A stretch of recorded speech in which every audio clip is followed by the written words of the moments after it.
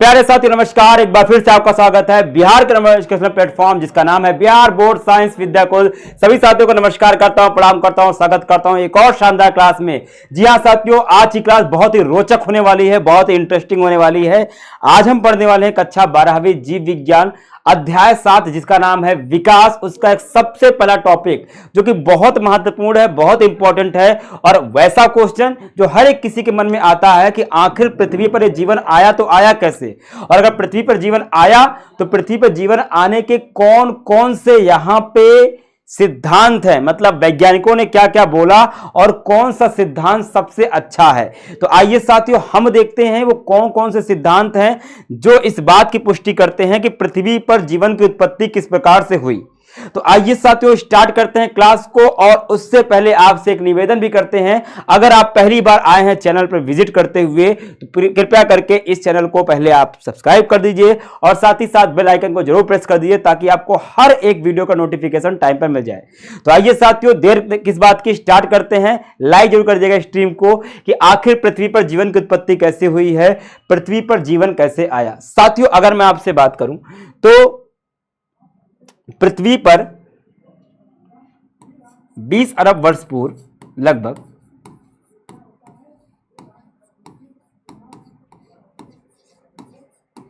जब यहां ब्रह्मांड की उत्पत्ति हुई,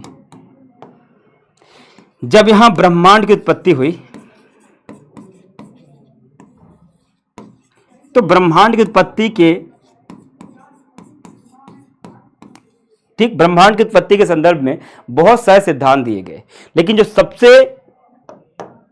सबसे ज्यादा मान्य सिद्धांत है वो है big bang theory. Big bang सिद्धांत कहते हैं बच्चों, महाविस्फोट सिद्धांत कहते हैं। तो एक बिग बैंग थ्योरी थी जिसके अनुसार क्या कि पूरा ब्रह्मांड एक छोटे से कण में सिमटा हुआ था और उस कण में बहुत ज्यादा विस्फोट होता है, बहुत भीषण विस्फोट होता है, जिससे वो सारी ऊर्जा और पदार्थ जो है वो बाहर निकल जाते हैं और विभिन्न प्रकार के अणुओं का निर्माण करते हैं, परमाणुओं का निर्माण करते हैं और इस ब्रह्मांड की समस्त चीजों का निर्माण भी करते हैं। ठीक, तो उस सिद्धांत के ऊपर हम बहुत ज्यादा चर्चा नहीं करेंगे क्योंकि आज हमारा टॉपिक ये नहीं है। हमारा टॉपिक है पृथ्वी पर जीवन कैसे आया। तो बिग बैंग सिद्धांत के बाद आज से सीधे हम चलते हैं 4 अरब साल पहले। तो भैया 4 अरब वर्ष पूर्व की बात है।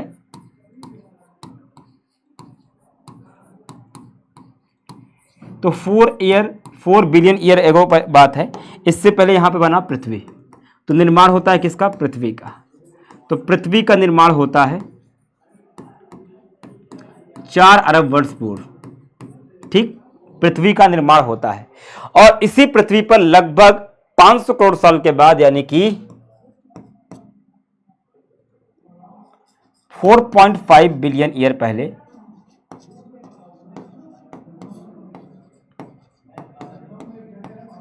पूर्व जीवन की उत्पत्ति होती है। यहां पर जीवन की उत्पत्ति होती है। ठीक, जीवन की उत्पत्ति होती है कब? लगभग 4.5 अरब पूर्व देखने को मिलती है। ठीक, तो कुछ इस प्रकार से पृथ्वी पर जीवन आता है, लेकिन सवाल यह है कि ये जो जीवन की उत्पत्ति आज से 4.5 अरब साल पहले हुई थी वो हुई कैसे थी।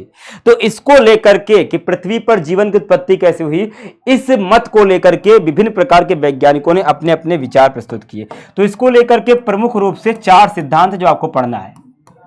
तो यहां बच्चों प्रमुख रूप से 4 सिद्धांत है जिन्होंने यह बताया कि आखिर पृथ्वी पर जीवन किस तरह से आया। तो पृथ्वी पर जीवन की उत्पत्ति किस प्रकार से हुई, इसके बारे में प्रमुख रूप से 4 सिद्धांत है। उन्हीं सिद्धांतों को आपको पढ़ना है। साथियों जो पहला सिद्धांत हमारे सामने है, ठीक, वो है विशिष्ट सृष्टिवाद।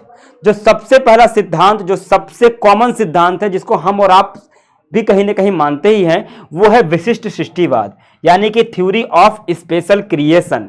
अब साथियों अगर आप किसी व्यक्ति से पूछिए, चाहे वो विज्ञान पढ़ा हो चाहे वो विज्ञान ना पढ़ा हो, हर एक व्यक्ति, लगभग हर एक व्यक्ति, अगर आप उनसे पूछेंगे कि आखिर इस दुनिया में इंसानों को या दुनिया में जितनी भी चीजें आप देख रहे हैं उसको बनाया किसने है, तो लगभग सभी लोग का एक ही उत्तर होता है, ईश्वर ने बनाया हुआ है। अब ईश्वर अलग अलग हो सकते हैं, मतलब हर धर्म के लोग अपने अपने ईश्वर के ऊपर दावा करते हैं कि इस हमारे ईश्वर ने क्या किया है, पृथ्वी का निर्माण किया हुआ है, पृथ्वी पर जीवन लाया हुआ है, जितने भी यहाँ पे क्रिएचर देखने को मिलते हैं वो सब ऊपर वाले की देन है। ठीक है, तो हम सभी लोग कहीं ना कहीं इस पे बिलीव करते ही हैं, जो लोग आस्तिक है। ठीक है, तो भैया ये अलग बात है, अपनी अपनी धार्मिक आस्था एक अलग बात होती है, लेकिन विज्ञान जो है प्रमाणों पर चलता है। अगर हम वैज्ञानिक दृष्टिकोण से देखेंगे तो हम पाएंगे कि यह सिद्धांत थोड़ा सा कम है। थोड़ा सा कम यह है क्योंकि इसका कोई भी वैज्ञानिक प्रमाण नहीं है।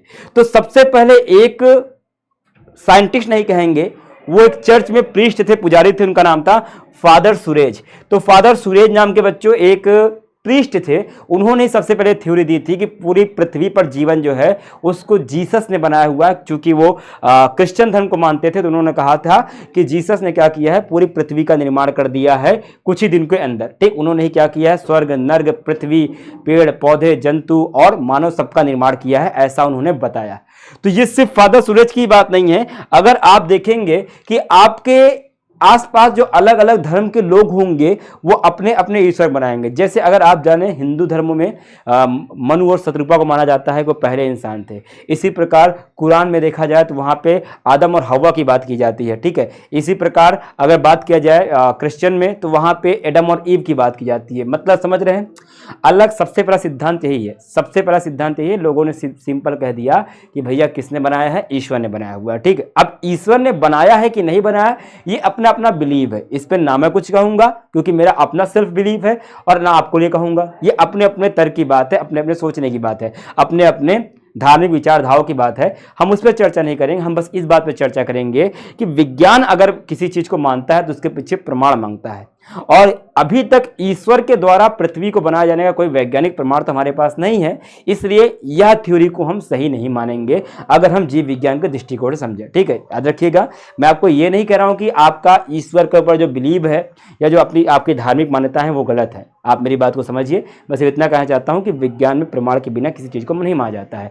तो यह सिद्धांत क्या है, उतना ज्यादा इफेक्टिव नहीं है। हालांकि सुरेज ने कहा था, फादर सुरेज ने कहा था कि पृथ्वी सिर्फ 4000 साल पुरानी है, और इसमें ही 4000 साल पहले पृथ्वी बनी है और बाकी सारे जीव बने हुए हैं। आप खुद सोच लीजिए, 4000 साल पहले पृथ्वी अगर बनी होती तो हमको अरबों साल पुरानी चट्टानें कैसे मिलती हैं, हमको करोड़ों साल पुराने जीवाश्म कैसे मिलते हैं। ठीक है, तो ये पहली थ्योरी थी जो कि क्या कहती है, जो कि कहती है पृथ्वी पर जीवन कैसे आया है, वो आया हुआ है ईश्वर के द्वारा। ठीक, दूसरी थ्योरी है बेटा, उसे कहते हैं ब्रह्मांडवाद, यानी कि पैनस्पर्मिया, कॉस्मोजोइक थ्योरी। अब ये क्या होता है, यहाँ पे दो वैज्ञानिक थे, एक का नाम था रिचर, एक का नाम था अर्हेनियस। तो यहाँ दो साइंटिस्ट थे, रिचर और अर्हेनियस। देखो बहुत ही अच्छी थ्योरी है। इन्होंने क्या कहा कि भैया अगर ब्रह्मांड के, सबसे पहले ब्रह्मांड बना, उसके बाद ब्रह्मांड के कण क्या हुए, इकट्ठा होकर के विभिन्न प्रकार के तारे और ग्रह उपग्रह बनाए।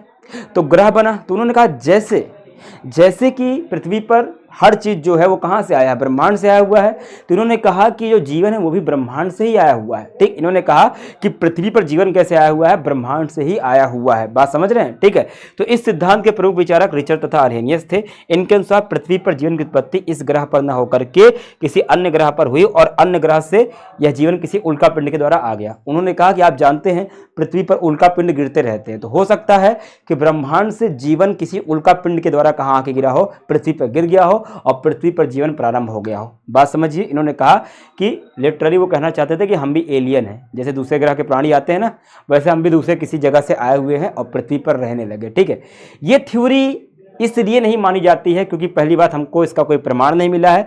दूसरी बात, आप जानते हैं अगर कोई व्यक्ति अंतरिक्ष में जाता है या कोई जीव अंतरिक्ष में जाता है तो वो स्पेसशिप में बैठ के जाता है। ठीक, इसके अलावा उसके लिए वहाँ पे सूट पहनने पड़ते हैं, ऑक्सीजन लेकर जाना पड़ता है। आप जानते हैं अंतरिक्ष बहुत सूखा है, अंतरिक्ष बहुत ठंडी है, अंतरिक्ष में बहुत रेडिएशन है। नॉर्मली जैसे हम और आप यहाँ बैठे हुए हैं वैसे वहाँ जीवित नहीं रह सकते हैं। तो आप खुद सोचिए, उल्का पिंड पर बैठ कर कोई जीवन जैसे ही अंतरिक्ष में आएगा तो वैसे ही मृत्यु हो जाएगा, और वो उल्का पिंड से अगर गिरेगा इतने धमाके के साथ तो धमाके में सर्वाइव भी नहीं कर पाएगा।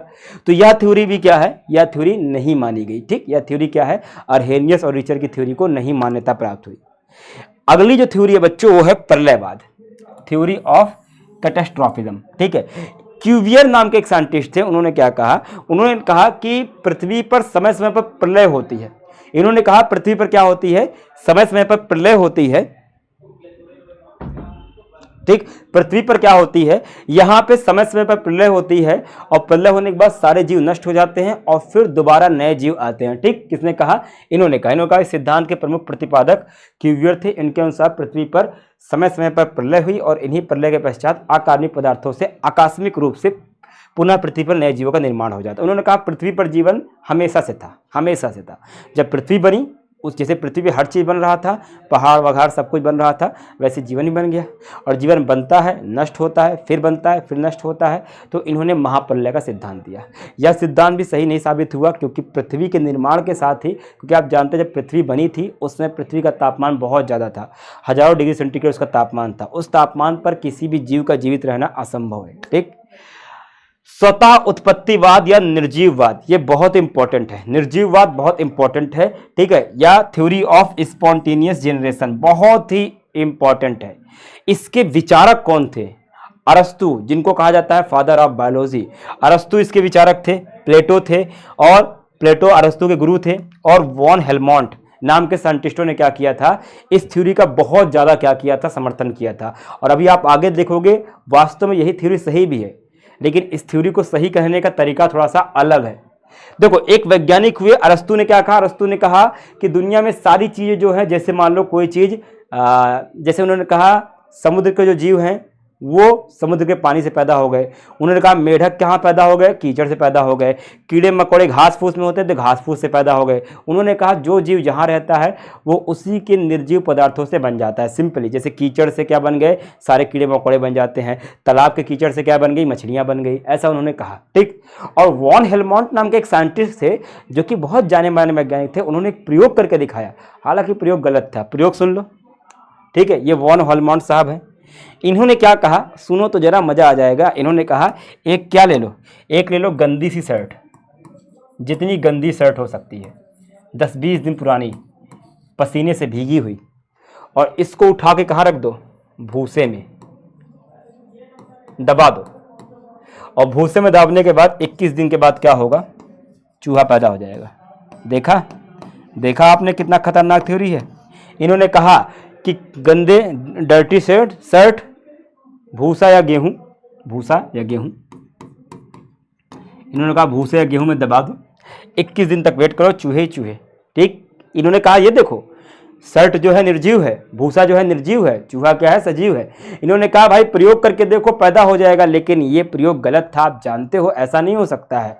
हो सकता है जिस समय वॉन हेलमोंट साहब रख रहे थे गेहूं में, उस समय वहां पे पहले ही चूहे के बच्चे हों जो बाद में बड़े हो गए। और आप जानते हैं जहाँ गेहूं होगा वहां पे चूहे तो आएंगे ही आएंगे। ठीक, तो ये थ्योरी कहीं ना कहीं क्या थी, थोड़ी सी क्या थी, गलत हो गई। ठीक, तो वॉन हेलमोंट ने भी यही कहा था कि पृथ्वी पर जितने भी जीव हैं वो निर्जीव पदार्थों से पैदा हुए हैं। लेकिन उन्होंने इसको इस प्रयोग द्वारा जो सिद्ध किया, ये प्रयोग गलत था। ठीक, ये सभी लोग बताना तो यही चाहते थे कि पृथ्वी पर जीवन निर्जीव पदार्थों से बना हुआ है, लेकिन ये जिस तरीके से बता रहे थे उस तरीके से पैदा नहीं हुआ था। ठीक, आइए साथियों अगली थ्योरी देखते हैं।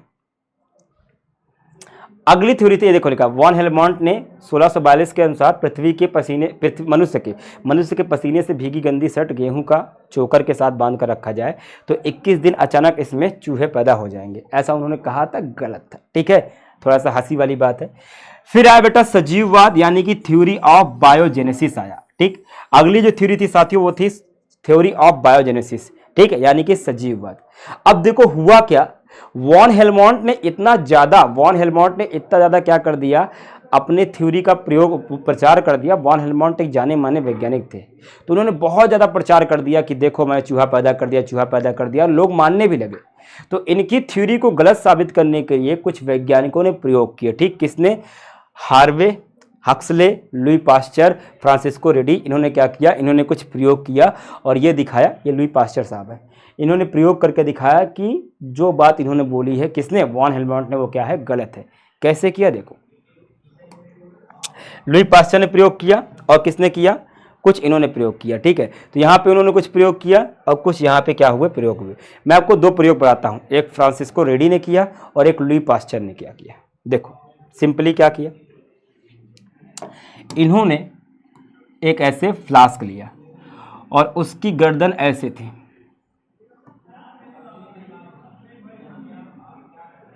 ठीक, स्वान नेक मतलब हंस की गर्दन की तरह ये फ्लास्क था, ठीक है। और इसके नीचे रखा एक गरम करने वाला बर्नर, और इसमें क्या भर दिया, इसमें भर दिया पानी के साथ शुगर यानी चीनी, चीनी का घोल डाल दिया, ठीक है। ये क्या है बच्चों, ये शुगर प्लस H2O डाल दिया, इसमें शुगर प्लस H2O डाल दिया, ठीक। अब इसके बाद इसको गर्म कर दिया, तो गर्म कर दिया तो क्या हुआ, इसके अंदर सारे जीवाणु नष्ट हो गए, जीवाणु रहित हो गया। आप जानते हो गर्म करने से सारे बैक्टीरिया वायरस मर जाते हैं, बैक्टीरिया सॉरी, तो जीवाणु रहित हो गया, गर्म हो गया, ठीक है। अब उसके बाद इसको क्या किया, इसको ऐसे ही छोड़ दिया, ठीक, ऐसे किया, ठीक, गर्म कर दिया। और इसमें देखना यहाँ पे क्या किया, यहाँ पे कॉटन रुई रख दिया, यहाँ एक रुई रख दिया, ठीक। अब देखो बच्चों, अब देखो इनको ऐसे छोड़ दिया। अब जानते हो अगर एयर आएगी भी, वायु आएगी भी, तो यहीं पे रुक जाएगी, वायु के साथ बैक्टीरिया आएंगे, यहीं पे रुक जाएंगे, ठीक, यहीं पे रुक जाएंगे, क्योंकि ये ऐसे घुमा हुआ है और यहाँ उन्होंने कॉटन लगा दिया है, ठीक। तो अब इससे हो क्या रहा है बच्चों, यहाँ पे बैक्टीरिया वायु अंदर जा ही नहीं पा रही, क्यों नहीं जा पा रही है, क्योंकि ये बंद है, तो ये अंदर नहीं जा पा रही वायु, और यहाँ पे बैक्टीरिया पहले नष्ट हो चुके हैं। तो इन्होंने जब कई दिनों बाद इसका परीक्षण किया तो देखा इसमें कोई बैक्टीरिया नहीं है, कोई बैक्टीरिया नहीं, नो बैक्टीरिया। इसका मतलब क्या है, इसके अंदर बैक्टीरिया पैदा क्यों नहीं हो रहे हैं, क्योंकि बाहर से बैक्टीरिया नहीं आ रहे थे। इन्होंने बाद में क्या किया, इन्होंने बाद में इसकी गर्दन को तोड़ दिया, बाद में क्या किया, इस फ्लास्क की गर्दन को तोड़ दिया,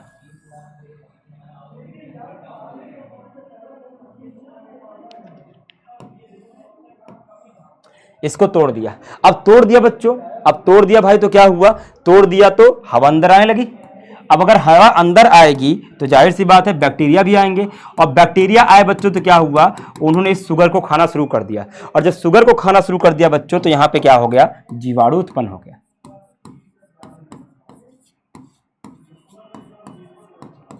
यहाँ क्या उत्पन्न हो गया, जीवाणु उत्पन्न हो गया। तो इन्होंने क्या किया, इन्होंने फिर पूछा किससे, वॉन हेलमंड से। इन्होंने कहा भैया ये बताओ, तुमने तो कहा था निर्जीव से पैदा हो जाता है, तो भैया ये चीनी का घोल क्या है, निर्जीव है, यहाँ बैक्टीरिया के पैदा क्यों नहीं हुआ, क्योंकि बाहर से बैक्टीरिया नहीं आया। और जब इसको तोड़ दिया तो बैक्टीरिया कैसे पैदा हो गया, क्योंकि बाहर से बैक्टीरिया आया।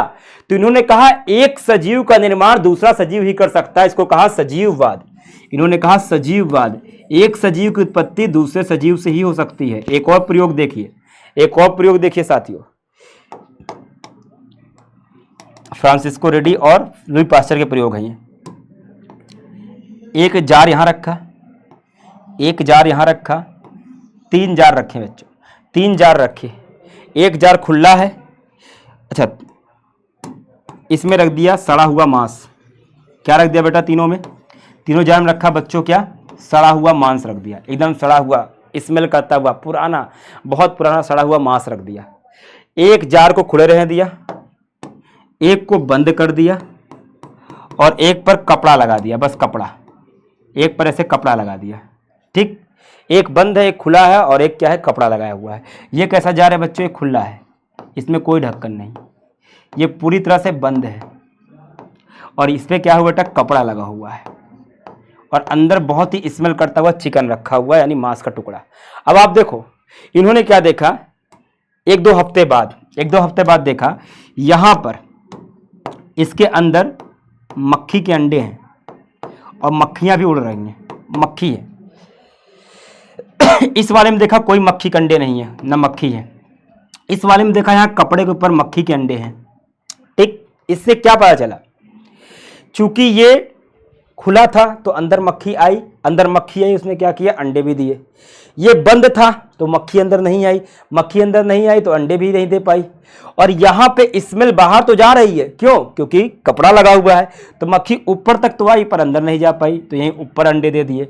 तो उन्होंने कहा कि अब एक चीज बताओ, यहाँ पे ये भी निर्जीव है, ये भी निर्जीव है, और ये भी निर्जीव है, लेकिन यहीं पे अंडे क्यों आए, यहीं पे नई मक्खी पैदा क्यों हुई, क्योंकि यहीं में दूसरी मक्खी आ पाई।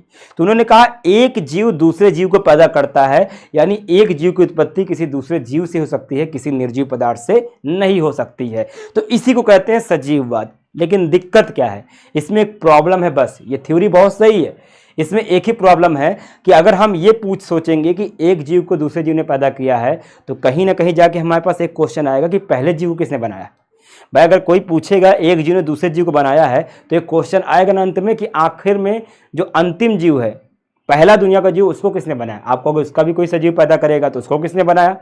तो पहला जीव कैसे आया ये बात ये कंफर्म नहीं कर पाए, लेकिन एक जीव दूसरे जीव से आता है ये बात उन्होंने कंफर्म कर दी। ठीक है, तो इसे कहते हैं बच्चों सजीववाद। वही लिखा हुआ है।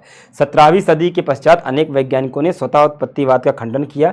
जैसे ये वैज्ञानिकों के नाम है आदि। इन्होंने प्रयोगों के द्वारा सिद्ध किया कि पृथ्वी पर जीवन किसी दूसरे जीवित जीव से ही आता है। ठीक है, ठीक है, तो ये देखो बच्चों ये भी एक्सपेरिमेंट है, ये वो वाला जो मैंने बताया था। ठीक है, ये बंद है, यहाँ बैक्टीरिया नहीं है, यहाँ तोड़ दिया तो बैक्टीरिया आ गए। ये देखो ये खुला है तो मक्खी अंदर आ रही है।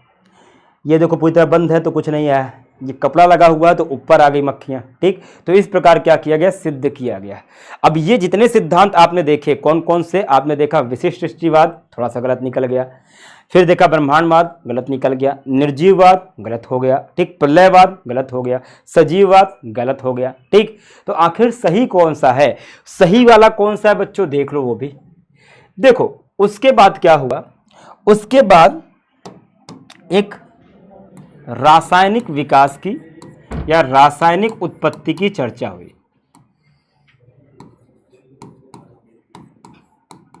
एक रासायनिक उत्पत्ति पर चर्चा हुई। रासायनिक उत्पत्ति का मतलब क्या है, दो वैज्ञानिक हुए, एक का नाम था ओपेरिन तथा हाल्डेन।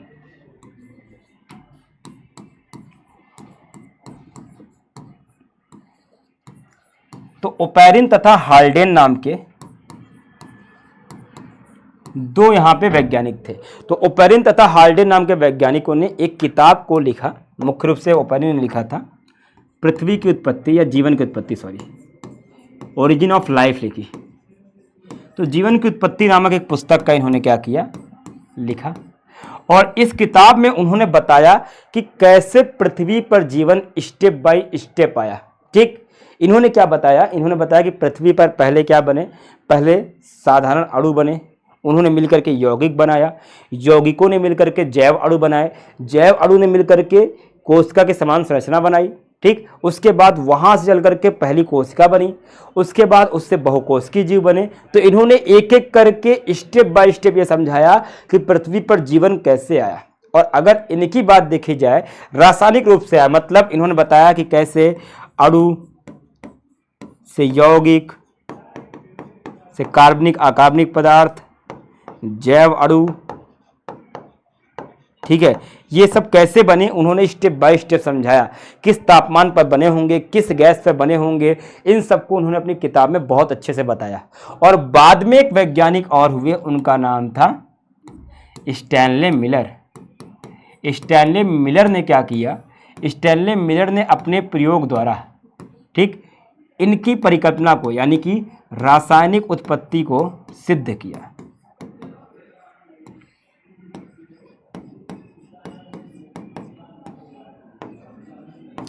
उन्होंने इनकी किताब में लिखी बातों को, रासायनिक उत्पत्ति को सिद्ध किया अपने प्रयोग से। किसने, स्टैनले मिलर ने।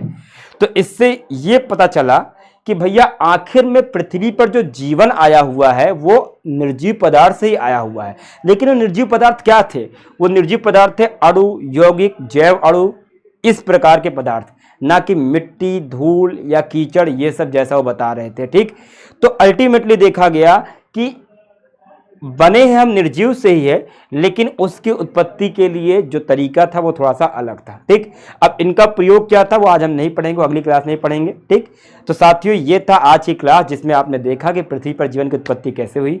आशा करता हूं कि आपको जीवन की उत्पत्ति से संबंधित बहुत सारे नए नए विचारों के बारे में पता चला होगा। ऐसी क्लास को देखने के लिए हमारे साथ जुड़े रहिए। क्लास कैसे लगी जरूर बताइए कमेंट करके।